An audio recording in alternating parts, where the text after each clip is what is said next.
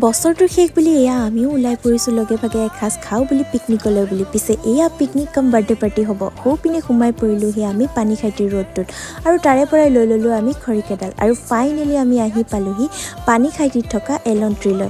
আৰু এয়া দেখিছেনে, আহিয়ে লাগি গৈছোঁ একেবাৰে কামত, যিহেতু লগে ভাগে এসাঁজ খাম, গতিকে সকলোৱে লগে ভাগে কৰি খোৱাৰ আমেজটোৱে বেলেগ। সৌপিনে দেখিছেনে, যিমানেই বুঢ়া হ'লেও দিল তো বাচ্চা হেজি। আৰু সৌৱা হৈছে আমাৰ দেশী যোগাৰ, যিহেতু ঘৰতে কৰি অনা নাছিলে, ইয়াতেতো কৰিবই লাগিব। সৌপিনে আমাৰ ল'ৰাকেইটা আকৌ খুব টেষ্টি বনাইছিলে।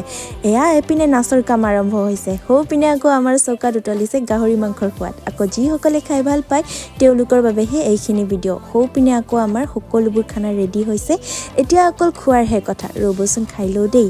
খাই লৈ সকলোবোৰ কাম কৰা হৈ গ'ল। সৌপিনে আমাৰ ছোৱালীৰ বাচন ধোৱাও হৈ গ'ল। সন্ধিয়াৰ সময়কণত ছানছেটৰ ভিউটো লৈ সকলোৱে অকণমান নাচ গান কৰি ঘৰলৈ আহিলোঁ। ভিডিঅ'টো আছিলে ইমানখিনিয়ে।